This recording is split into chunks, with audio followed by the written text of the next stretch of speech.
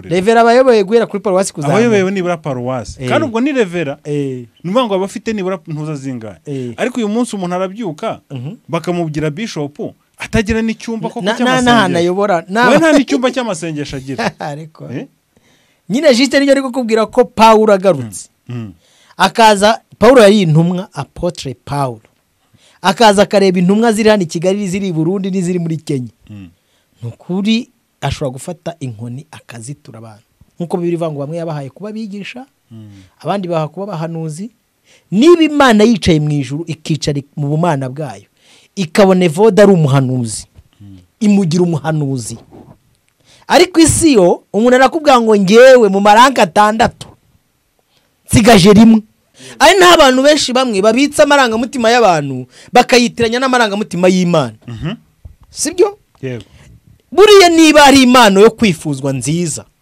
ku buryo umuntu witwa profete atagakwiye kwirwa kanwa amaso ngo arashaka kuba apotre ni impano y'ubuhanuzi bibiri ivuze iravanga umuntu ni yifuza kuba umuhanuzi azaba yifuje impano nziza mu gihe cya Eliya wakubwira ngo ube Eliya cyangwa ube aha bakagushyira ku meza wahitamo iki ahitamo kuberiye aha Eliya umuhanuzi w'Imana yabaga ari umuntu ukomeye uri kumva umuntu ushobora kudiringa n'igihugu akagira ngo uyereye uyu munsi izongera kugwa ahubwo n'ikime ndisubiye na n'ikime nacyo ndagitwaye niwe wenyine ubu wahamagara apotre Paulo uvugwa muri Bibiliya wanditse inzandiko zirenga 14 sibyo agahamagara n'urugero akavuga ati mu Rwanda muhagarariwe nane na apotre Mutabazi i Burundi apotre uriyo Mbayahaga aha Mbayahaga akavuga ati apotre Mbayahaga hagarara hano Mbayahaga ariko yarakomeye i Burundi na warakaze nyine n'urugero ntanzi sibyo akavuga ati apotre Mbayahaga hagarara intumwa Mbayahaga intumwa Mutabazi hagarara hano nimwe muhagarariye intumwa ngaho batereka aho ngaho uterekaho na wa wundi mu minsi yashize batubwiye ati ari igihe abantu birangiza mu minsi yashize hari uwaje anatindiye intumwa uri kumva ati mwara dushute sha mutwubakaranya rutara nari namwibagiwe ari wibagiwe intumwa ngaho tereka hano intumwa bita Paulo aho yariko ntabwo karangije wagize ngo cyari mwatwubakanye Nyarutarama tuyakanuye abandi muradushuka mudufatanyira za Bugesera ko Paulo yavuze umva intumwa nzimo yaravuze ngo ibyarindamo byampinduye igihombo byampindukiye igihombo kubera kubwo kuronka Kristo none se koko abapotere b'uyu munsi koko iyo mubitegereje indamu kuri bazababereye igihombo cyangwa zababereye indirimbo duhere kuri aba bapotere babiri ndi kuvuga nta muntu mukagenda se apotre agomba kubaho neza reka agomba kubaho neza akagenda neza none se hari umuntu warushije Aburahamu kubaho neza hari umuntu warushije Yakobo kubaho neza hari umuntu warushije mwebwe ibyo bya apotre muri izina rya Yesu n'ukuri kumukurikira guhera kubigishwa ku ntumwa ze sibyo impamvu yabigisha bigishwa nuko bari teacher donc yari yarabigishije umuntu abumwigisha kuko yigishijwe Yesu yasize abwiye abigishwa ngo bizabagendekera gute wabuzi ko uri apotre wiri kuvuga president neza nk'uyu mwene wacu wari hepfo ninde uzagukurubanira mu nkiko Mbayahaga none ariko muri iyi minsi abonye remeze neza nyina meze neza ngaho mbwira uwagukurubira mu nkiko bya Kayizari wabihaye Kayizari neza ariko bira nibwo mamubeshya abayobozi mukabajijisha ngo muri kwerekana ko mukunda igihugu abayobozi nabo bazi gukora senteze naguhaye urugero rwiza ndavuga ngo umuntu ushobora kugambanira umugore we n'igihugu yakigambanira umuntu ushobora kugambanira abana yabyaye iyo mvuga kugambanira abana wabyaye wumva iki nukubyara abantu ntawo gushyire mu ruhande rwo kubabyara kubatunga bikakunanira uredi n'igihugu cyawe wakigambanira niba ushyizeho umusaraba igihugu ngo kirerera abantu kigufashe kurera wowe ntushoboye kurera uri umugambanyi rero nimukajya mugira ngo abayobozi ntago batekereza barakureba bakavuga ati uyu mugambanyi uri kumva nta maco kugira ngo abayobozi bayoboye gutandukanya umuntu uri mu maco y'inda n'umuntu ukunda igihugu by'ukuri the same arega naga intumwa niba uri intumwa ivuga kuvuga ubutumwa bwiza turakurondoresha imirimo yawe niyo mpamvu Yesu bamubaje ati ko tuzababwirwa niki ko bazaba batubeshya basoma Bibiliya bayitwaza bafite n'ishengero ahubwo ati muzabarebere ku mbuto bazera imbuto umuntu yera ni ibimuvamo kugira ngo ava kuyimenye ko yera voka iryoha cyangwa isharira ubimenya ye wayisoromyeho ukayitara. Ibyo mutwereka nibyo bituma tuza kuvuga ibi turi kuvuga. Hari imihamagaro ikomeye brother, uzi kubyuka ukabwira abantu ngo ndapotere, ukazakukira kuguhamagara apotere kuko wabashyize mu mitwe y'ukuri apotere, ariko bakeshura ari ukuntu umuntu avuga ngo ndi pasteur, sibyo? Ariko umuntu yaceshura hagasigara izina gusa. Urabona ukuntu bayungura zahabu, warabibonye? Bigatangira nyine witwa pasteur, bashengura bari kuyungurura imirimo ya pastoral mu ntoki bagasigarana icyo bita kuvomera mu rutete. Nimumfashe dushimire babahanga Relax Life Center. Muri uru rugo n'uwazahaye havari injege bamukorera isuzuma rusange bakareba imikorere y'umubiri, maze abazahajwe na amibe, igifu, umwijima, indwara z'ubuhumekero, ibibazo byo kutuzuza inshingano z'abashakanye, indwara z'imitsi n'izindi bakazibamururaho bakoresheje inyongeramirire n'ubundi buhanga nka reflexology massage yongera ubwirinzi bw'umubiri ikarinda na stress. Bagukorera imbonerahamwe y'imirire ijyanye n'ikibazo ufite, maze mbere yo kugusezerera ukongera ugakorerwa isuzumwa rusange kugira ngo utahe ntacyo utaka. Uvuye kuri gare ya Kimironko utaragera ku rusengero rwa Foursquare Gospel Church urabona icyapa cy'ikigo Relax Life Center. Telefone ni 0788302368. Iyi nimero iri no kuri WhatsApp. Reka nanjye ngusuza aho dukurikiye iby'agaciro gakomeye cyane kuvuga ari kubana natwe nguyu ndagusuje kuba kandi ngushimira ko wahisemo iyi channel. Ndi kumwe n'umuhungu w'Imana n'abanyarwanda n'abatuye isi bose, abarundi. Umuhungu w'Imana n'abarundi. Yego, abarundi bazokomeza bamesera ikisi ko ntacyo mpfa nabo, usigaye mushyiraho ubuhanuzi bwabo. Ese myuhira naje gusanga abamwe baza guhanura bifitiye urwango nabo. Bifitiye ibindi. Ari inuza bifitiye urwango nabo kagira ngo ni iki kandi bafite ikintu bapfa. Hariho n'abaje ati kwiheruka i Burundi ryari, ati banyirukanye ku bwa nkuru nziza. Urumva umuntu birukanye, aze baramwirukanye cyangwa yarahunze aho? Guhunga no kwirukanwa ryo bitandukaniye. Guhunga urumva guhunga no kwirukanwa biratandukanye, nubwo byose nyine biba ari ugukiza ubuzima amagara. Usiye ko kwirukanwa, aho guhunga no kwirukanwa ntabwo ari gukiza amagara, ahubwo no kwamburwa uburenganzira. Burya kuko tubari niba uhunze igihugu cyawe. Yego, uhunze igihugu uba uri gukiza amagara. Nuvuga ngo igihe uhunze, iyo uhunze uba uri gukiza amagara. Yego, ariko noneho iyo wirukanwe uba uri kwamburwa uburenganzira bwawe. Urumva biratandukanye rero. Nese wari ufite ahantu hahira, byose ni ibintu byose bijya kumera kimwe. Bijya kumera kimwe ariko ntago ari bimwe. Uyu munsi ushobora wenda tubare nk'urugero. Anyway, reka mbivuge hano nk'ari iwacu mu Rwanda. Ariko suvuga ko ariko biri. Yego, ariko tubare uyu munsi umuntu agufashe akakwirukana mu gihugu, akavuga singushaka hano mu Rwanda. Tubare nka wa muhungu w'umukobwa wabirukanye muri Amerika. Yego. Urumva niba baramwirukanye muri Amerika. Yego, ubwo ntiyemere no gusubirayo wenda kumwambura uburenganzira. Amahire nuko atari n'umunyamerika. Bavugaga ati kuva tukwirukanye ufite ahandi uri bujye. Yego. Nuvuga ngo icyo gihe bamwatse uburenganzira muri Amerika. Ariko bitandukanye nuko yari guhunga. Hari uwari gushaka umugira nawe muri Amerika akavuga ati oya, reka mpave batazangira. Mu buryo bwo kwirukanwa ushobora kwirukanwa donc ukiza amagara, sibyo? Cyangwa se ukirukanwa uri kumva bitewe n'amakosa wakoze. Nukuvuga ngo aho bitandukaniye. Guhunga biva ku bushake bwawe. Reka ariko mbivuga. Kuko dushobora kuba twicaye ngaha, isasu rikavuga, njye nkahitamo guhunga wowe ugasigara.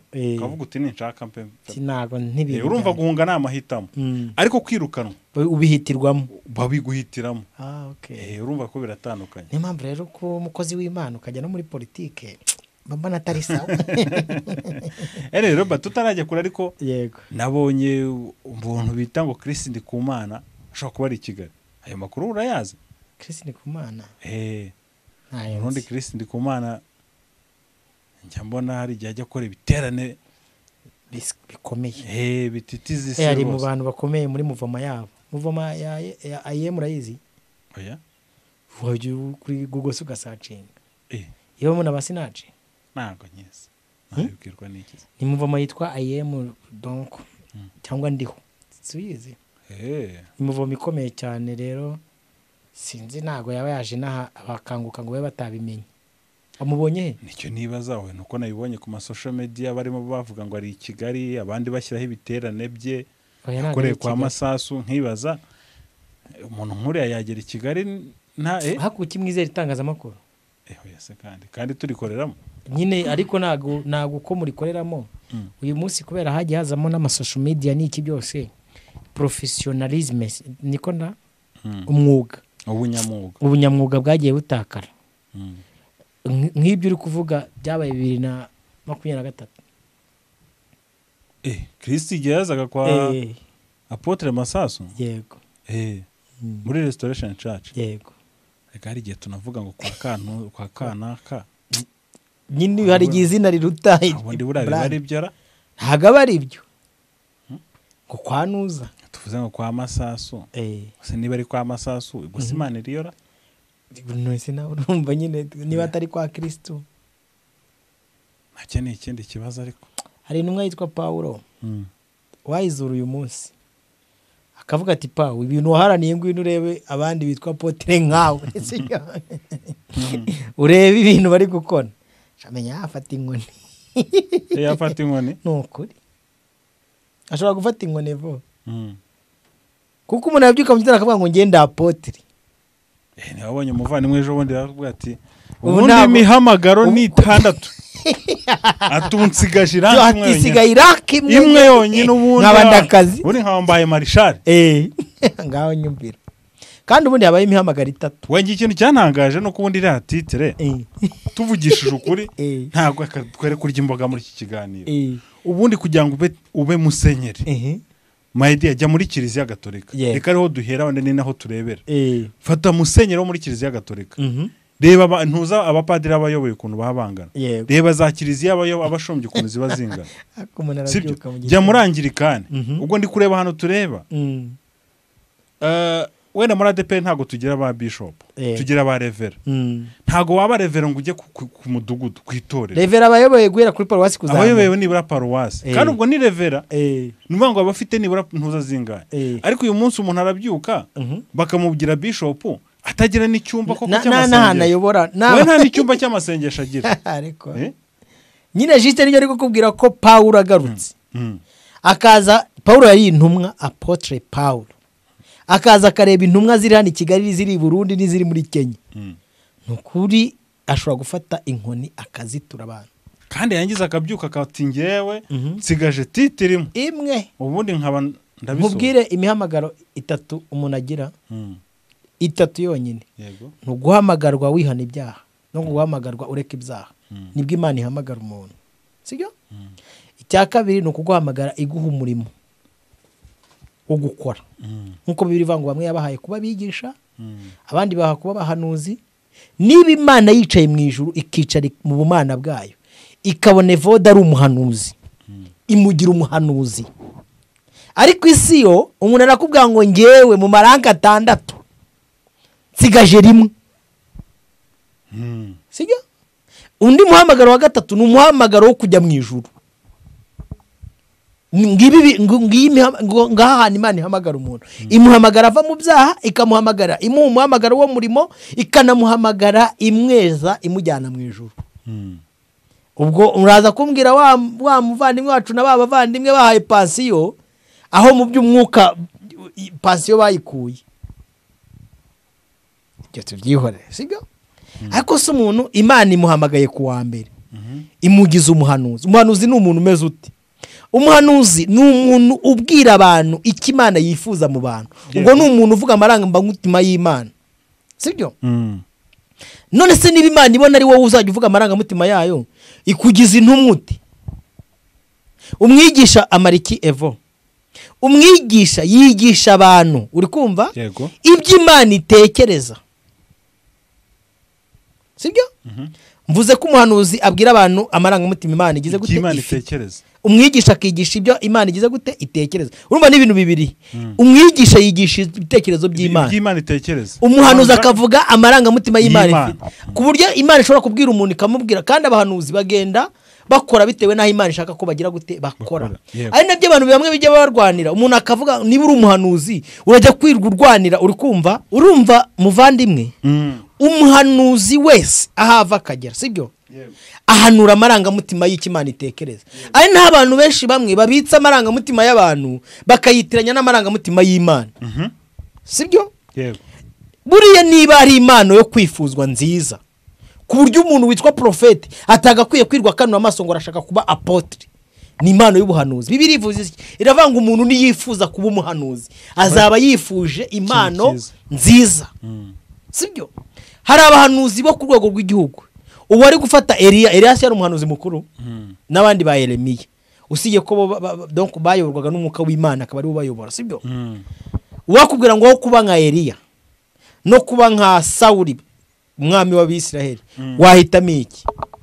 Cyangwa Ahabu mu gihe cya Eliya?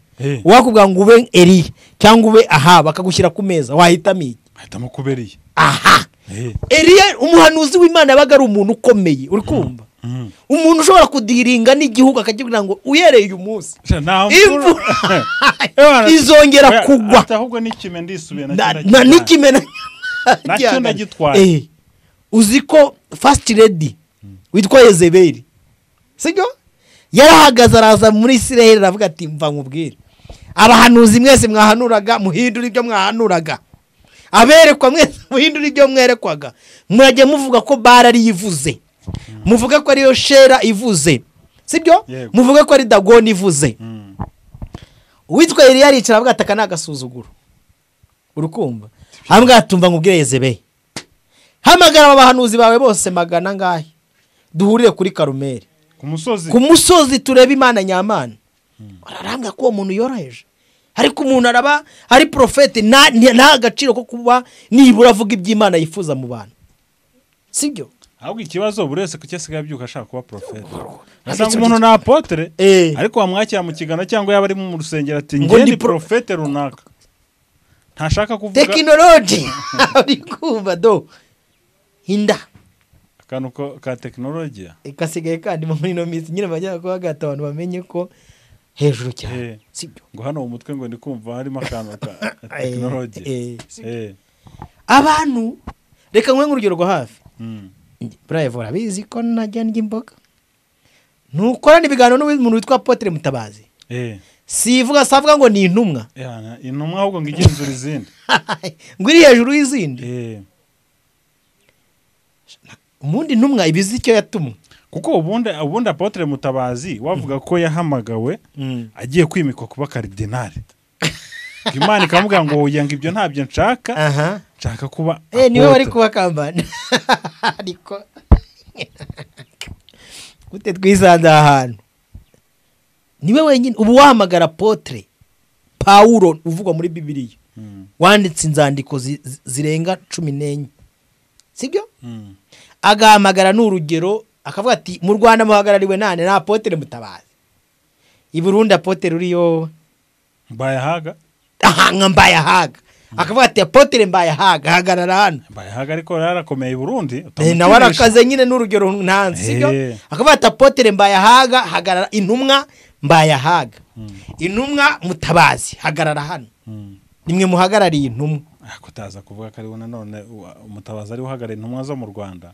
Indi zihagarariye nizere ko mutanze urugero nk'uhagarariye intumwa ntacyo mbwira ubona ushobora kuba zihagarariye hano mu Rwanda n'ingana dukoresha uwo wari uvuze ariko ubwo umubuze ni uhagarariye intumwa. Nuko hari izindi ntumwa nyinshi cyane ariko ni uziruta. Ngaho mbwira undi ushobora kubona nk'intumwa. Useba amasasu si intumwa, bagitwaza si intumwa, bari hari benshi cyane, hari intumwa nyinshi cyane. Bari Liliane ni intumwa. Harya abandi ni bandera. Intumwa zo barahari. Intumwa zo ni nyinshi. Barahari benshi cyane. Hari na za Gatumwa, zije ni intumwa. Gatumwa uramuzi? Hari intumwa tuzi ngo ni Gatumwa kandi ngaho batereka aho ngaho. Uterekaho na wa wundi mu minsi yashize batubwiye ati ari igihe abantu birangiza. Mu minsi yashize hari uwaje anatindiye intumwa. Uri kumva? Ati mwaradushute sha. mutwubakanye Nyarutarama nari namwibagiwe wari wibagiwe intumwa ngaho tereka hano intumwa bita Pawulo ariko ntabwo karangije wageze ngo iki harya mwatwubakanye Nyarutarama tuyakanuye sibyo abandi muradushuka mudufatanyira za Bugesera none menya yagiye gufata Kampala uri kumva yego ukicara ugahagarara uti batwubakanye Nyarutarama none na Bugesera barayifashe ngaho ageze Uganda sibyo n'urugero ntanze yego ugahamagara Pawulo ahamagawe n'umwami Yesu akamubwira tundenganyiriza iki ibya politiki agahita birambika hasi ariko uyu munsi umuntu araba apotre uri kumva akica inyoni ebyiri cyari kandi ijambo ry'Imana bavuga ngo nta waba umusirikare mu by'ubugingo ngo abakinejeje iki yego sibyo kuko ubu uwaguha invitation y'ubukwe bubiri bwabereye icyarimwe sibyo akakubwira ati taha ubu bukwe bwabereye isaha imwe uri umuntu umwe waba utahuta mubana mudukurikiye waba utahuta tubwire nabo uko sibyo isaha ari imwe akavuga ati ishyaka rya Kristo kuko baryita ishyaka ry'amahoro na CNDD byakoresheje ubukwe icyarimwe CNDD yaryo si y'Uburundi CNDP ni CNDD FDD sibyo byakoresheje ubukwe icyarimwe wataha ubuye batubwira ubwo bataha namutubwire ako wasanga hari abataha ubwa CNDD Shalom Party ishyaka rya Kristo ryitwa Shalom Party sibyo na CNDD byakoresheje ubukwe icyarimwe wataha ubuye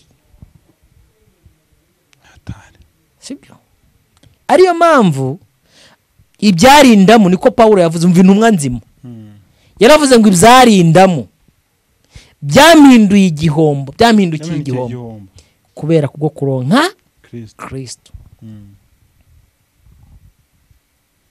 none se koko bapotere b'uyu munsi koko iyo mubitegereje indamu sibyo kuri bo zababereye igihombo cyangwa zababereye indirimbo duhere kuri abo bapotere babiri ndi kuvuga duhere kuri Mutabazi wanyu indamu ukurikije muhora muganira umunsi ku munsi indamu zamubereye igihombo cyangwa zamubereye indirimbo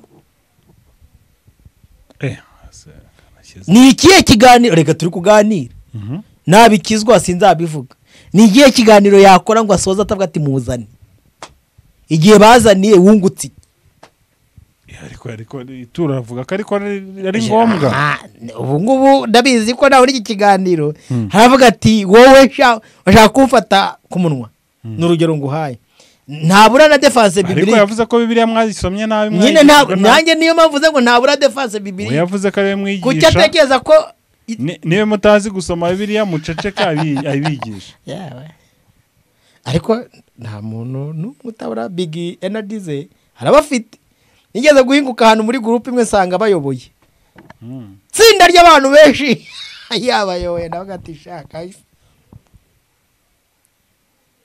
batise ko mukorana tudakorana hari ubwo Imana yigeze itubwira ngo nimujya ku ishuri mukigana n'abantu bameze gutya nimuzigane nabo hari ntago Imana yigeze itubuza kugenda muri bisi z'abantu runaka iki Imana yatubuje no kwifatanya n'abantu babi bari muri bisi none se vo bizakuraho ko mu ruganda ukorana n'umutinganyi mu kazi mu ruganda yakora ariko Imana nishaka kuba umutinganyi uyizera ubu ugira ngo uriya muhungu wawe najya ku ishuri akigana n'umwana w'umurozi w'umupfumu uzamukura mu ishuri ahubwo icyo uzamurinda nuko atazaba iki umupfumu natwe ntabwo Imana yatubuje kubana n'abatubura ijambo ry'Imana ahubwo Imana yatubuje gutubura ijambo ryayo ariko ubundi ijambo bita apotere uzi icyo ari cyo intumwa nyine intumwa ni umuntu umeze ute tudefinisi agomba kuba hari ibyo agomba kuba yujuje abantu ntabwo bazi gutandukanya umuvugabutumwa bwiza bwa Yesu Kristo n'intumwa ijyanye ubutumwa bwiza bwa Yesu Kristo ni ibintu bibiri byiza gute ngo ntago abantu bazi gutandukanya icyo bita evangeliste de la saine doctrine sibyo sibyo na apotre de la saine doctrine. Ni ibintu bibiri bitandukanye. Niyo mpamvu Bibiliya ivuga ngo bamwe yabahaye kuba abigisha, teacher, abandi baha pastors, abapasiteri, abashumba, sibyo? Abandi baha kuba bavuga butumwa bwiza, abandi baha kuba abahanuzi, sibyo? Abandi ibaha kuba intumwa. Iyo ni imihamagaro uri kumva itanu iba muri kingdom of God. Ibya bindi baba batekinika ngo habamo aricyo bita inshingano, responsibility. Ari nabyo wa mwene data kubwira ngo uvuye ngo kuba umuririmbyi, kuba umukristo ni inshingano, kuba umudiyakoni ni inshingano, sibyo? Niyo mpamvu Pawulo mu itorero yajyaga yorganiza akavuga ati umudiyakoni akwiye kuba ameze gute, umwepiskopi akwiye kuba ameze gute, uri kumva? Ariko icyo bita umuhamagaro, icyo Imana ihamagarira umuntu, Imana ubwayo niyo yicara ikavuga ngo Evode ndi kumubonamo, uri kumva, ubushobozi muri generation ye yo kuzajya avuga amarangamutima y'icyo nifuza. Sibejo twaganiraga tuvuga ukuntu Mikayi yajyaga yahanurira umwami akavuga ati ibyo bintu uri kuvuga n'ubundi iteka ryose akanwa kawe kavuga ibyo nagize gute ntashaka. Impamvu yabivugaga ni nuko Ahabu yari yaragomeye Uwiteka, azana ibigirwamana mu gihugu, bizanywe n'umugore witwa Yezebeli. Abizanye bibabaza umutima w'Imana, Mikayi akajya avuga ibyo Imana yifuza kuri Ahabu. N'aba Eliya bose nicyo mpamvu bavugaga ngo Uwiteka, sibyo? Yego. Umuhanuzi avuga iki Imana? Ni Imana rero niyo yicara ikamenya Evode kabate vo, wowe uzajya uvuga amarangamutima yawe. Sinakubwiye umwigisha intumwa ni iki? Yesu ajya gusubira mu ijuru yafashe umurimo we awubagabira abagabo 12 abita intumwa, abagabo bo guhamya ibya Kristo, sibyo? Bakoraga uwe murimo, bajyanaga ubutumwa bwiza ahantu butari. Ariko uyu munsi waza umupasiteri uvuga ngo na apotre akavuga ngo ndi intumwa, ukora iki? Umurimo wo kubujyana ubutumwa ubujyana hehe? Ngo intumwa ngo urumva ngo nizigenda ngo zigafungura ngo amatorero, niko bahita bavuga basobanura ngo zigafungura amatorero, kuko yabyumvanye Gitwaza ari kubivuga, sibyo? Gitwaza na apotre Zioniste, sibyo?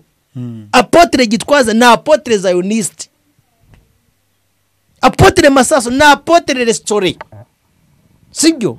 Abantu mujye munamenya gutandukanya itorero rya Kristo n'amadini n'inzira zabyo. Idini ni iki? Ni ijambo riva ku cyarabu rivuga dini, mugende mubaze kuri Google, uri kumva, ivuga iyobokamana. Ariko Yesu nawe araje arahamya ati ni nge nzira ngenyine y'ukuri n'ubugingo. Noneho apotre niwe nshaka kugarukaho. Apotre ni umuntu ufata ubutumwa bwiza bwa Yesu Kristo akabujyana akabushyikiriza ahantu hatari amakuru y'ubutumwa bwiza. Guhera kuri ba Rudahigwa hano mu Rwanda nta makuru y'ubutumwa bwiza buhari.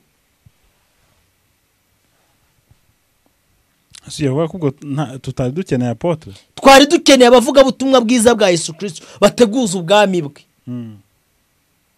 sibyo? Ariko se twemere ko mu Rwanda hari ubutumwa bwiza butaragera? Muri aba bose biyita apotre n'uyu nguyu muri kumwe iwabo ni hari ibyuma, azamanuke yaramba hepfo, hari abana b'abahungu bubakiye amabati bayakuraho ngo arabasakuriza batazi ubutumwa bwiza. Wari wamubona ajyayo gushaka ibimasa n'ibibyibushye byose bandi Bibiliya yavuze ngo abahanuzi gito, abashumba gito. Akorera namwe mukagenda neza, apotre agomba kubaho neza, reka agomba kubaho neza akagenda neza. None zari umuntu warushije Aburahamu kubaho neza, hari umuntu warushije Yakobo kubaho neza, hari umuntu warushije mwebwe ibyo bya apotre muri izina rya Yesu n'ukuri kumukurikira guhera kubigishwa ku ntumwa ze, sibyo? Impamvu yabigisha bigishwa nuko bari teacher, donc yari yarabigishije, umuntu abumwigisha kuko yigishijwe. Yesu yasize abwiye abigishwa ngo bizabagendekera gute? Bazabakubita. Icyo ni icyambere. Ubwo umuntu uri gukubitwa bayeho neza, bazabakurubanira mu nkiko. Ubwo umuntu bakurubanye mu nkiko bayeho neza, bazababamba, nabyo yasize abivuze, uri kumva? Bazabagambanira. Ana ngo apotre akwiye kubaho neza, ariko izo formule ninde wazibazaniye? Kwa apotre agomba kugenda atwajwe ibitabo bodyguardinzwe. Arere tudafite bodyguard abagezweho, ibyo ninde wabibazaniye? Bibiliya ivuga ngo bazabanga nkuko nanjye banyanze, bazabahimbira ibinyoma. Urikumva? ariko hahirwa uwihangana kugeza ku munsi w'imperuka kuko azahabwa ikamba ry'ubugingo buhoraho. Ariko uyu munsi mwagiye mu bahaza burabazi baba tipe barira inyama mu ruho ntago ujya babona ntago mbazi uzajye kuri YouTube usacinge uhazabe uzabamenye nibwo uzamenya ko bakeneye ubutumwa bwiza. Uri kumva Evo? Yesu arababwira ngo bazabakubita, bazabagambanira, bazabakururana mu nkiko babahora izina ryanjye, ariko hahirwa umuntu wihangana akageza kuki kumeruka. Waba uzi ko uri apotere wiri kuvuga perezida neza nk'uyu mwene wacu wari hepfo, ninde uzagukurubanira mu nkiko? Bayahaga none ntinameze neza. Ngaho mbwira uwagukurubira mu nkiko bya Kayizari wabihaye Kayizari neza. Nsobanurire tujye tuganira. Kandi ijambo ry'Imana urumva kuva ari intumwa ariko ntabwo bikuyeho ko nawe ari n'umuntu nanone. Hari umubuje kuba umuntu se akabana n'abandi. Ubwo nubwo mu mutego nk'aho ndi wo muri Uganda wejo uri twatse gukora inkuru Neva akakubwira ati genda ubabwira abarundi ko bakwiye kuzajya bandamye nuko muri uwo mutego ko ijambo ry'Imana bango mwumvira ababayobora uzabasuzugura tuganire. Hano hari indi mana dufite mu gihugu cyacu sashinzwe inteko niyo mbonye ejo bundi Uganda umuyobozi w'inteko y'amategeko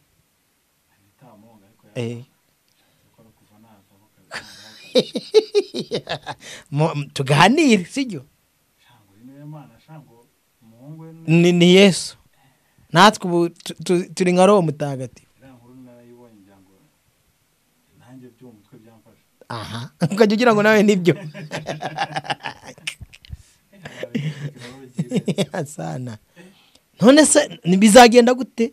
Hari ibibazo abantu twikururira tutagakwiye kubyikururira sibyo. Hamya Kristo niba uvuga ngo nduwa Kristo kandi niba uri n'intumwa nta kibazo. Buriya leta ngiye nkunda leta, uzi ko nkunda leta kurusha abanyamadini. Ni ukuri njyewe kugira ngo njye guhamiriza umunyedini najya guhamiriza umunyapolitika kubera izihe mpamvu. Abanyapolitika bafite umurongo wabo mwiza bagenderaho sibyo. Uri kumva?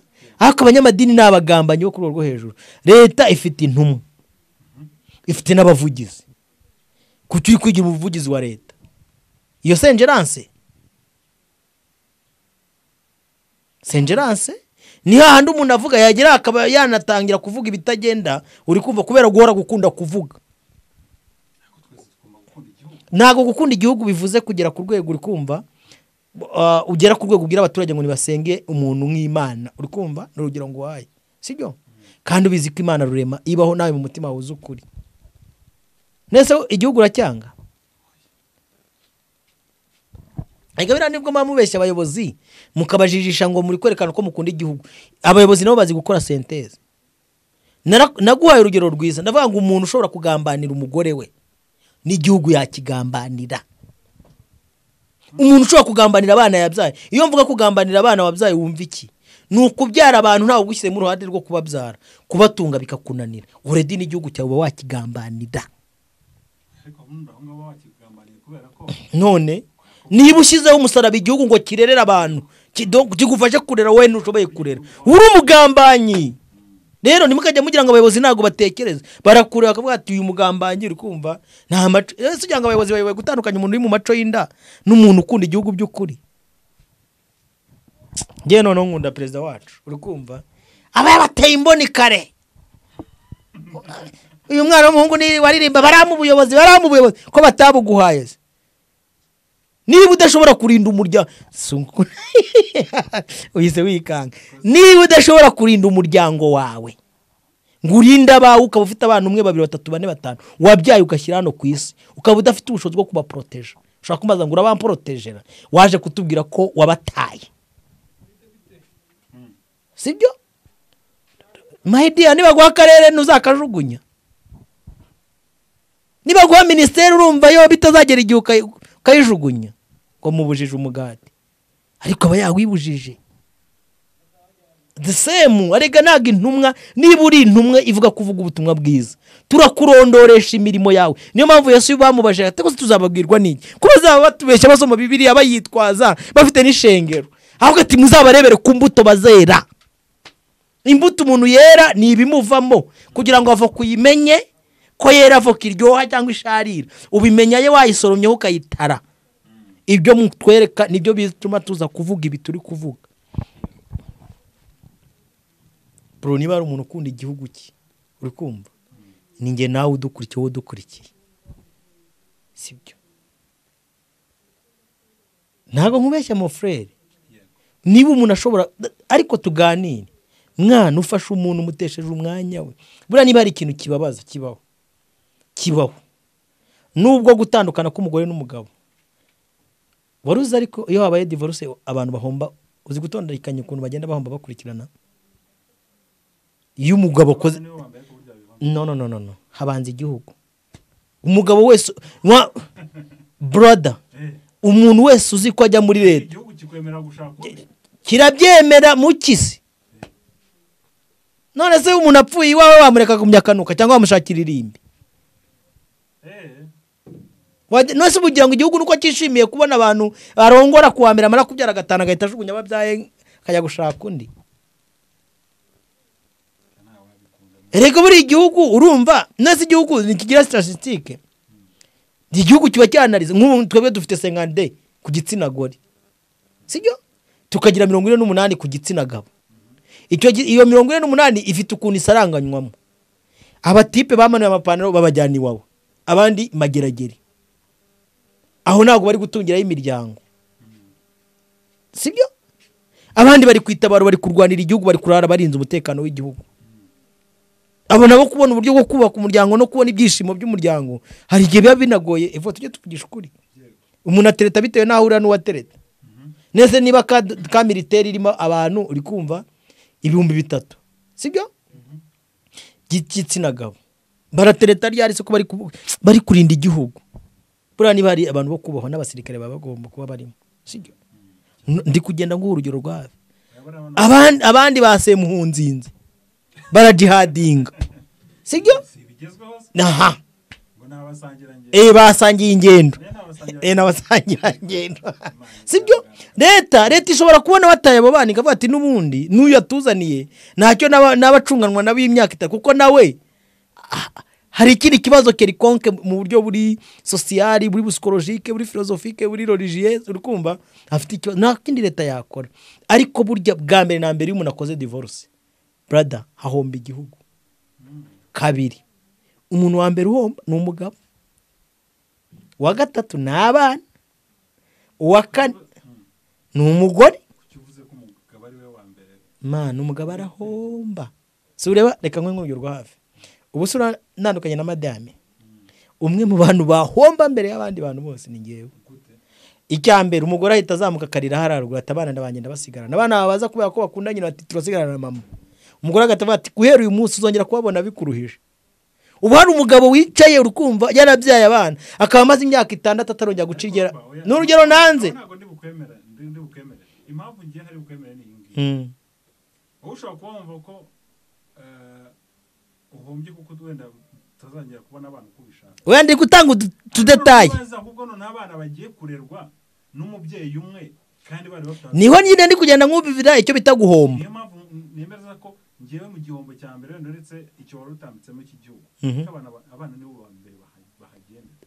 Man, abana bahita hari ibintu byinshi cyane batakaza. Ndi kuguha urugero uri kumva, okay, reka dutondeka abana uri kumva, sibyo?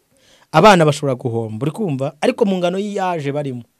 Wemera ko ari umwana ni urugero nguhaye, sibyo? Navuze mu gice cy'isocial, sibyo? Mu gice cy'isocial mvuga igice kiri psychologique, mvuga ikiri philosophique, sibyo? Mvuga igice kiri religieuse. Abana bashobora okay, bashobora dufata abana n'umugabo wenda twemere kimwe muri byo, ariko before uri kumva. None se kubijyanye n'umutungo navuze kuri social, mvuga kuri social, ku byose bigiye bitandukanye hagati y'umugabo n'umugore batandukanye. Umugabo uhomba ninde kubijyanye n'umutungo? Ariko kubijyanye n'umutungo ntabwo ngo nembere uhomba. Aha, uko n'amategeko abafite ukuntu ari mwese agomba kuba abafite ukuntu mwese arabatandukanye ariko bro nuko nyine twanga kuvuga realite sibyo hari ukuntu uri kumva hagati y'abashakanye bombi sibyo ubwenge baba bufite ukuri kuruta itegeko sibyo ubwenge baba bufite ukuri kurusha iki itegeko donc iyo property mufite searching wabisacinze mukuri kubwenge nacyo reka urumva iyo ni deba nini sibyo ni deba nini natondetse urukumva ejo nari umuvandimwe no kugana avuga ati nge sinkunda umuntu ugira ubuheza nguni n'urugero ngo haye reka nakire ariko buriya ukoze ubushakashatsi ukajya uganira ku bantu babiri batandukanye ku mugore n'umugabo n'abana nibwo wajya umenya uwahombye uzi uzahana umugore aruzingaho nyine uri kumva honyine sibyo no donc ni ya stabilité yo kuba afite umugabo sibyo kuko arahukwa buri wese agenda ahomba reka dufate ko kiziva ngo buri wese ahomba ukwe sibyo kuri divorce ho buri wese abafite igihombo rero niyo mpamvu nta wakwishimira ko umuryango utandukanye yes niyo mpamvu Paulo ajyaga yigisha ubwo Paulo intumwa yajyaga yigisha abantu akagati niba ugiye kwigisha sibyo niba ugiye kuba umwigisha witonde urukumva umenye ibyo nigisha ngiye nigishijwe nande niba ugiye kuba umwepiskopi witonde ukwiye kuba umwepiskopi ukwiye donc iyi mihamagaro hari imihamagaro ikomeye brother uzi kubyuka ukabwira abantu ngo ndapotere ukazakukira kuguhamagara apotere kuko wabashyize mu mitwe y'ukuri apotere ariko bakeshura ari ukuntu umuntu avuga ngo ndi pasteur sibyo ariko umuntu yaceshura hagasigara izina gusa urabona ukuntu bayungura zahabu warabibonye bigatangira nyine witwa pasteur bashengura bari kuyungurura imirimo ya pastoral mu ntoki bagasigarana icyo bita kuvomera mu rutete hari umuntu uvuga ngo ndi pasteur nkaburanga na bari n'urugero pasteur Nyabaki ntabwo umuze mu majyaruguru sibyo urayungurura urikumva ukabura ikintu apotere urayungurura neza ukaburamo ikintu uri intumwa donc basi ko tubona utari no ku rwego rwo kuba umuvugabutumwa ariko kugira ngo ube umuvugabutumwa bwiza ni ukuvuga ubutumwa bwiza bwa Yesu Kristo buteguza ubwami bwe hari abantu bamuhakanya se hari abantu bajya bamuhakanya ndi kwibaza ku byo uri kuvuga Bibiliya ifite ibice bibiri cyitwa isezerano rishya n'isezerano rya kera. Isezerano rya kera Imana yajyaga ikorana n'abahanuzi ikakorana n'abami urukumva n'abatambyi. Abantu batatu yakoraga. Isezerano rishya Bibiliya avuga ngo yafashe iyo migisha yose yo mu bumana yizingira muri Kristo Yesu. Yesu niwe ushinzwe politike mu bwami bwe muri kingdom. Niwe mutambyi mukuru. Sibyo? Niwe muhanuzi mukuru. Hanyuma rero Imana ari Imana zivugira mu majuru 9. Sibyo? Ziba mu ijuru rya kabiri. Bibiliya ivuga amajuru nuko mu Kinyarwanda dusoma tugasoma ngo ijuru ariko iyo usomye indimi mvamahanga. Bibiliya iri kuvuga ijuru riba mu Imana irarisobanura ciel cyangwa se ikavuga ciel iriho s iriho amasiel nyine amajuru menshi. Umuntu nabyuka mu gitondo akaza kuvuga ati Imana irambwiye. Please research. Searching urebe iyo Mana imubwiye niba atari Jupiter cyangwa niba atari Mars cyangwa niba atari Saturn. Ibyo ni bigirwamana biba mu majuru mu ijuru rya kabiri. Bavumbuye ngo ni imibumbe mwe buretse Babuloni aba daimoni n'icumi ryabo rimanuka hano mu isi gatoya kandi kubona bari kubateguriza. Ibwo abantu bazajya bavuga ati ya Mana nababwiraga yitwaga Jupiter ati mwari yarantumye ngo njye muri politike yitwaga Mars. Ngiye umuntu avuze ngo Imana yambwiye urukumva ngora narize nkareba niba ariyo nizera niba ariyo yamubwiye ni nyinshi naho nge sinanamuhakanye yabimubwiye bavugana sinari imari nakomeza yinambeho igihe kiraje kandi kirageze none aho ngiye guhanura igihe kiraje kandi kigize gute kirageze aho buri muntu wese agiye gusanga se ise evo burya umuntu asa n'uwahanga amaso warubizi igihe kirageze umuntu nahanga amaso apotere Mutabazi azase na Mutabazi igihe kirageze umuntu nahanga amaso Apotre Mbayahaga se na Apotre Mbayahaga.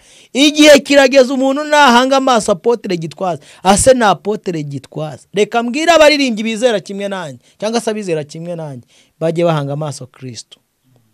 Ujye umuhanga amaso ajya arinda umutumbiriye kumanywa na nijoro we. Umuntu uhanga amaso Apotre Mignone azasa na Apotre Mignone. Uhanga amaso Julienne Kabanda azasa na Julienne Kabanda. Roba dukana ku musozo hari abakristo bareba ibyo byose ariko bakabikurikira. Kandi ariko ndi kubabwira umuntu asa n'uwahanze amaso. Reka mubwire mu magambo azimije kandi magufiya. Mwisi mwijuru ni kuzimu nta rindi zina twahawe gukirizwa musibye izina rya Yesu Kristo. Sibyo? Kabiri, ntihakagire umuntu mwita so usibye so ngo mwijuru. None se nijya byanditse ko evo imyaka yanjye ejo ni 30 ninga ifite ibi biranasanze nawe ukayisanga ninjye bayanditse. Tamwise daddy. Iyo ariko nakunze Yesu yavuze ijambo ryiza aravuga ngo naje mwisi kugira ngo impumyi zirebe. Sibyo? Hanyuma bareba bagire gute bahume. Turi kumwe? Abarebaga rero ubwo ni muhume ntacyo mukomeze kuri. Kandi ndi kubabwira ngo igihe kirageze aho Yesu azahagara ku bicu agahamagara akavuga ati buri muntu nasange se. Abantu nibwo bazahita babibona. Ese ubu nk'ubu Yesu ahamagaye izi saha abari bafite dadi wa Kibagabaga bamenya bamusangaye. Nyine nk'ubu wakuga ati Isa ari hehe wamenya ujyahe. So kumanza kujya gusacinga kwa Robert nk'umunyamakuru uti mundebera ahantu datarira.